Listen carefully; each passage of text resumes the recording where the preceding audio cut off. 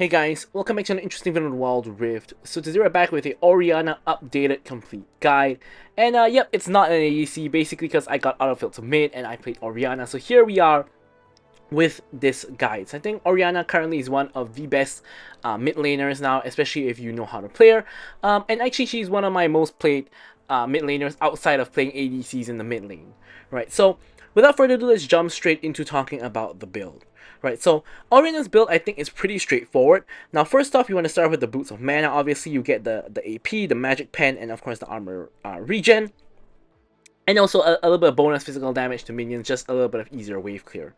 Right, next up we have Bandle Fantasy. So really here you have a choice between Ludens and Bandle Fantasy, right? So the pros and cons of each is basically that Ludens gives you better wave clear, whereas Bandle Fantasy gives you better damage to champions, right? And why is it better damage to champions? Well, basically, obviously when your abilities hit, you're going to trigger Bandle Fantasy, and your normal combo is QW. The W slows enemies, and as a result, they're all likely to get hit by Bandle Fantasy, especially if they are grouped up, right? Especially if you ult them even, right? If you go QW, ult, and Bandle Fantasy procs, all of them are going to take the Bandle Fantasy damage. So most Oriannas do take Bandle Fantasy, except either the top guy does take Ludens, but most people will take Bandle Fantasy. So next up, you want to go for the Infinity Orb.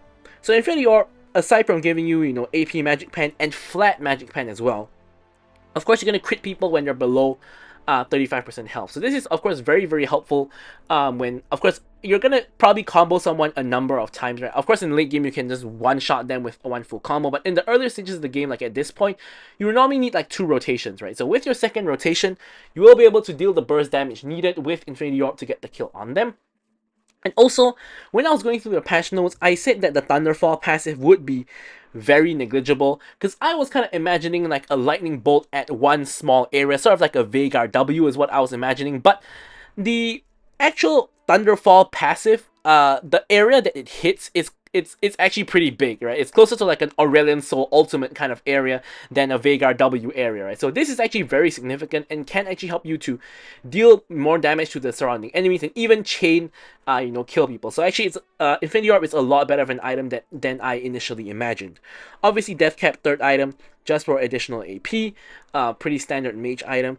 And then you're actually going to go for Oceanid's Trident as your fourth item. Now, in this current meta, you can pretty much add anti-shielding into your build as a default, simply because there's so much shielding in the game, right? Let's think about it, right? Fighters and tanks have gargoyles, right? And they also probably have shielding in their kits, right? Enchanter supports mostly have shielding in their kits, and ADCs are mostly building Shield Bow, which now gives a shield. I keep saying shield bow, but what I really mean is Bloodthirster, which now gives a shield, right? ADCs are mostly building Bloodthirster first item, which gives a shield. So pretty much anti-shield is a necessity every game, so it's going to be part of the default build right now. Last item is going to be flexible, so here I actually have Crown just for the additional safety, which comes in very handy. But the other option you have, for example, is something like Liandry's Torment, very good against tanks. Obviously the new Liandry's doing max health damage and scaling off targets max health instead of AP is actually a lot better in my opinion, so you will be able to get the benefit from that. Some other items that could be useful, but I personally wouldn't build, are items like Horizon Focus, because you already have enough damage, you don't really need it. And Awakened Soul Stealer, Malignance, even Cosmic Drive, items like these, right? So for the runes, there's quite a lot to talk about. Basically, Orianna has a couple of rune options, but I really only recommend 2. Right? So I recommend either going for Phase Rush or Conqueror. Your other options are things like Comet or Airy for additional poke, Electrocute for a little bit of extra burst damage, but I would say it's either going to be Conqueror or Phase Rush. So with Conqueror, after your initial combo, you can still auto attack to stack up your Conqueror and stay in the fight, and when you have Conqueror stacked up, your future combos are actually going to be better and really useful in team fights. However, my personal preference is actually to go for Phase Rush. Now, why is that the case, right? Because your basic combo is basically QWE, right? So there's going to be 3 hits that will proc Phase Rush. If you don't hit either one of them, you can just auto once to proc the Phase Rush. So in the laning phase and in skirmishes, you get the additional movement speed to kind of kite around the fight and run away if needed, because a lot of times you just get off one combo and you run away because you need to wait for your cooldowns to come back up. And furthermore, Phase Rush does help your cooldowns come back up faster, right? By of course giving you that ability haste and of course helping your cooldowns come back up. Oops, wrong button there. And then for the rest of the runes, we go for Inspiration Tree because we like Transcendence especially, which of course gives you the extra ability haste at certain breakpoints. We also love Nimbus Cloak because we want that extra movement speed. Orianna loves movement speed, and because there's no better option, you can go for Sweet Tooth here. You could go for something like Hex Flash, but yeah, it's not really that useful, so Sweet Tooth it is. And finally, we have Bone Plating just for the additional safety. What do other people go? Yep, they all go Bone Plating as well, pretty much. Now, if you want a more aggressive option, you could go for either Giant Slayer or Gathering Storm. Both of these, of course, are really good. And then for the spells, you want to go for Flash. I like to go for Ghost because, as I said, I like the mobility to kite around fights. I have a ton of mobility. I have Ghost, I have Phase Rush, I have Nimbus Cloak. But you could also, of course, go for things like TP. You could go for Ignite, Cleanse, depending on what you need. But with all that said, let's move on to discussing the gameplay.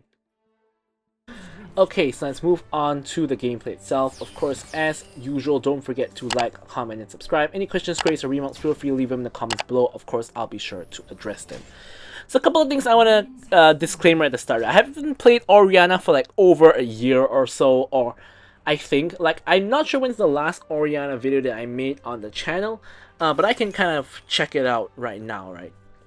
It seems that the last Orianna video that I made was in 2021, right? So it's been like 3 over years since I've made an Orianna video. And actually, I have, of course, played Orianna in between then and now. And actually, I used to play a lot of Orianna back in the day, but that's like many, many years ago, like 4 years ago. Can't believe Wild Rift has been out for a very long time, right? And normally, as I mentioned in a lot of my other videos, I like to play ADCs in the mid lane because I am good at ADCs, and a lot of ADCs can be built AP, right? I can build AP Ezreal, AP Varus, AP Kai'Sa, etc. But honestly, this was like the first or second day of the patch. It was like this, no, it was the second or third day of the patch, right? And I just felt like playing Orianna. Just had the feels for it, so I decided to go for it. So I'm a little bit rusty. You will see some of my combos are very questionable a little bit later on. And yeah. And also we're up against Aurora, right? So this is the first time I ever played against Aurora. I mean, definitely the first time I've laned against her, but just the first time I played against her, period, whether as an ADC or as Orianna or whoever else, right? So I didn't really know her ranges, right? So my impression was that Aurora had really low ranges, right?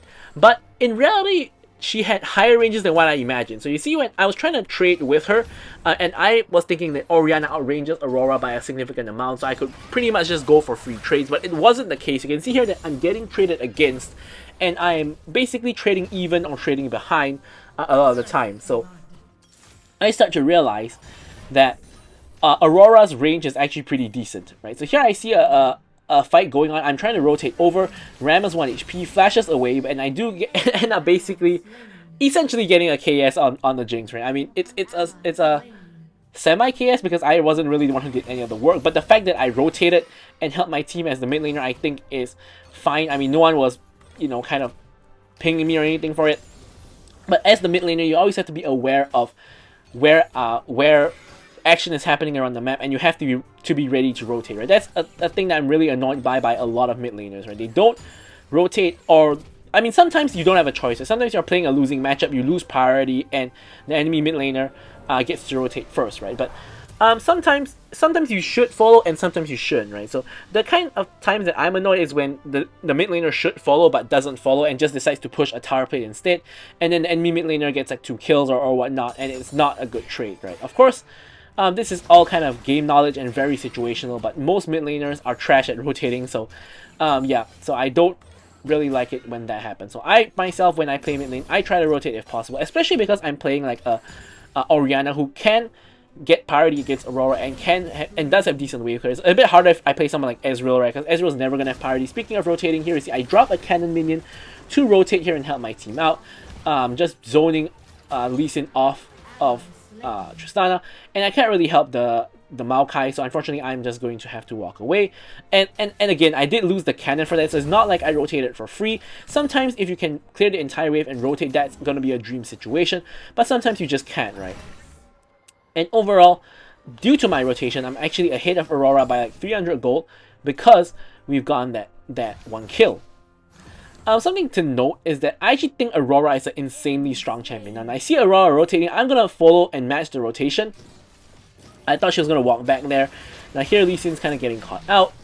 Just gonna ult him here, finish off the kill, proc my phase rush, and here I even popped the ghost. But actually, I don't think I actually needed to pop ghost. I think I just panicked there a little bit that Aurora was gonna all in, which is possible that she all ins, but I don't think she kills me even if she ults.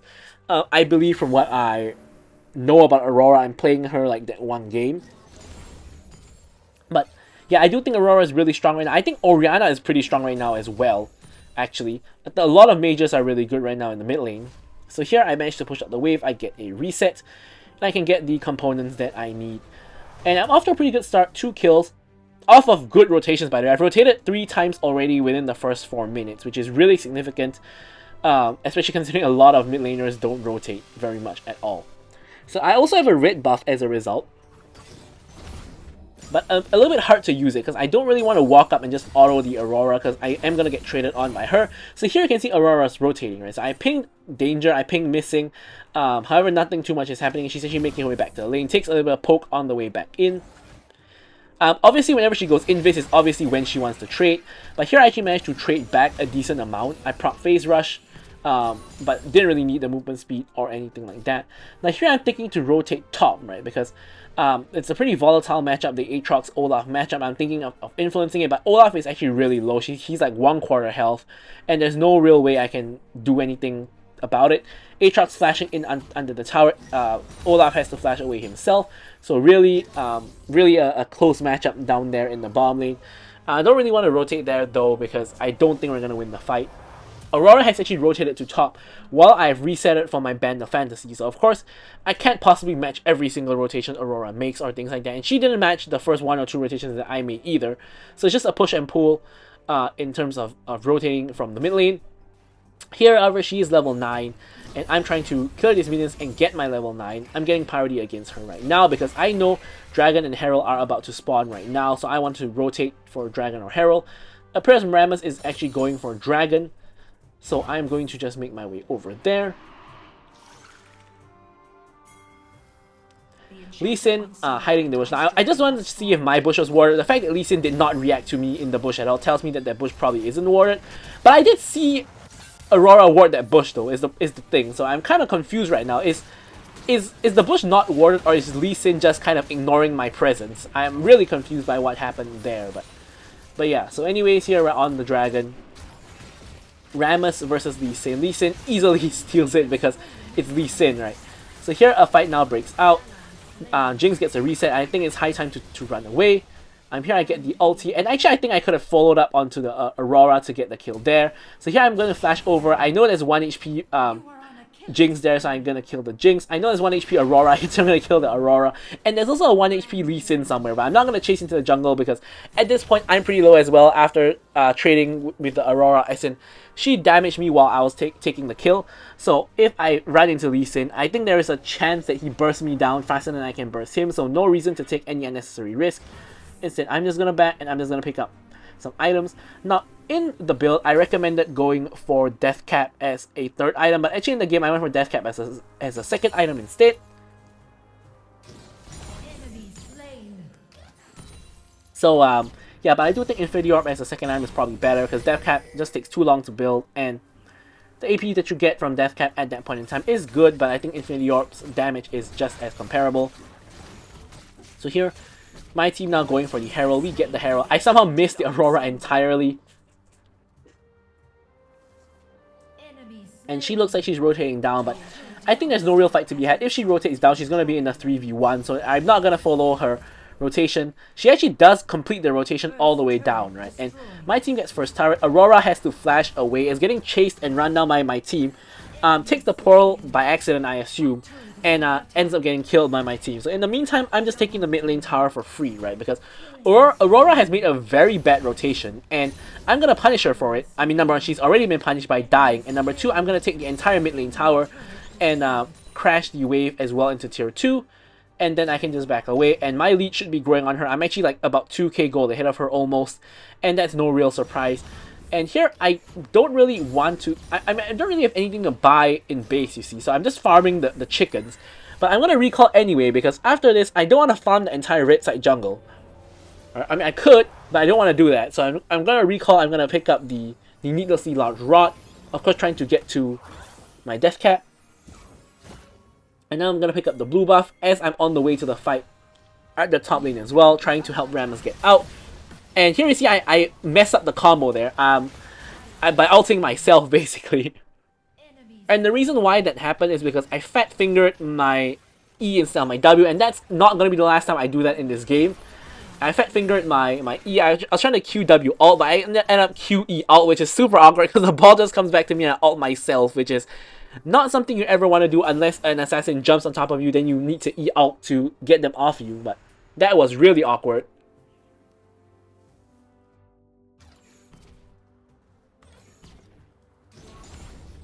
So I kind of messed up the fight there by a large amount, because if I actually hit that, I think Lee Sin probably gets one shot, and like the E and ult damage probably one shots the Lee Sin. Nautilus will get very low, and the complexion of the fight changes entirely. So I definitely screwed up a lot there by not comboing correctly, but I do get the death cap completion here. So I'm going to be really strong for the next fight. Just going to try to one-shot this wave.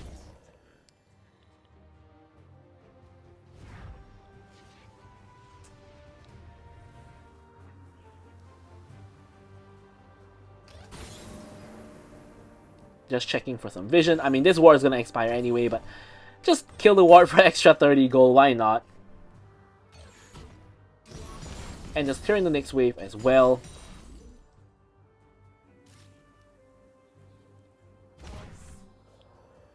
Now here a fight is breaking out at the bottom lane. Olaf is getting run down. I'm trying to rotate there as quickly as possible. I popped the ghost to rotate, but the fight ends up being over already, so I kind of waste the ghost there. Now Tristana's on the opposite side of the map, so she's not going to be able to take the red buff. So I'm just going to take the red buff here since she's not going to be able to get it regardless. Now heading back to mid to push out the wave and then rotate to dragon if required. Enemy team may not even be contesting now. I know Aurora is here because I saw her hop into the invisibility, so I know that she's here. Since both myself and Aurora did not rotate, it's fine. Now I'm slowly making my way over there and looking to help out. But honestly, my team has it covered for the most part. Aurora once again messes up. Once again messes up by taking the port. I think this player doesn't know how Aurora works. But now Aatrox is going in. Unfortunately, Tristana ults the Aatrox out of my ult, which is highly unfortunate. You know, these kind of interactions do happen between champions that, you know, can shift enemies away and toward, you know, things like that, right? So unfortunately, the ult doesn't actually hit anybody for the second time in a row, but this time it kind of wasn't my fault, I would say.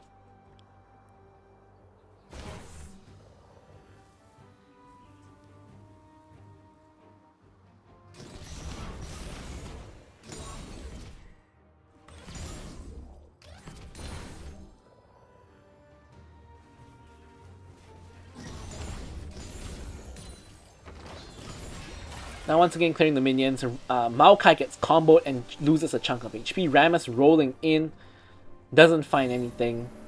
Baron is up for a minute already, but nothing too much is happening here. I'm just going to take this opportunity to get a reset and get my components. Using the speed boost out of the base. Now initially I wanted to go bot lane here. You can see I'm veering towards the bot lane. To get the farm there, and then I realized that there's possibly a fight gonna happen here, so I'm hovering around. I'm trying to ping for a fight here because we have members here except Olaf, and here I'm trying to just get a fight. There we go. Aurora gets once again. You see I missed combo, but I managed to kill Aurora anyway, so I guess it's fine. And then we're gonna go for the rest of the fight. Jinx dies. Lee Sin flashing in. I get a triple here. I'm thinking that, wait a minute, this is actually pentakill, but unfortunately Maokai steals the quadra. And then Maokai is going to also steal the penta here. Right? I mean, there's no penta because there's no quadra, but Maokai picks up a double. But this could have been a pentakill for me, actually. If we had the Infinity Orb here, maybe that would be penta, because Infinity Orb helps you secure kills as well. So that's another kind of funny thing about it, I guess. You can see the bot lane in the meantime. Since I didn't clear the wave, the tower is getting taken by the minions. But in the meantime, we're actually trying to end the game. However, we ran out of minions and the enemy team is respawning. So instead of ending the game, we're going to end up just taking the tower. Here I just full combo the Jinx and Aurora for fun to see how much damage I do. Boom! Aurora nearly gets one shot. Jinx nearly gets one shot by me as well. Look at their health bars on the right hand corner of your screen. They both nearly get one shot completely. That's a pretty funny one. And now I'm going to recall and pick up the Infinity Orb. Now if this is the first match I actually got Infinity Orb. If I had known that Infinity Orb actually gave the huge explosion on kill, I probably would have gotten it second item instead of third. But in this case, I was thinking like, you know what? I think third item is fine. I can go for early death cap. But yeah, but actually, turns out that probably Infinity Orb second would have been better, which is why I'm recommending that build to you guys instead of the one I actually went for in this game. Now here, we got both their inhibs, and Baron we did not get. However, Lee Sin on the wrong side of the map. Maokai removes the ward here, and we're gonna go for the Baron. Lee Sin, again, it's on the wrong side of the map. If he doesn't take the gate, he definitely is not gonna reach here. I believe his team will suspect something is happening. They don't, and we actually get the entire Baron. They're now trying to go.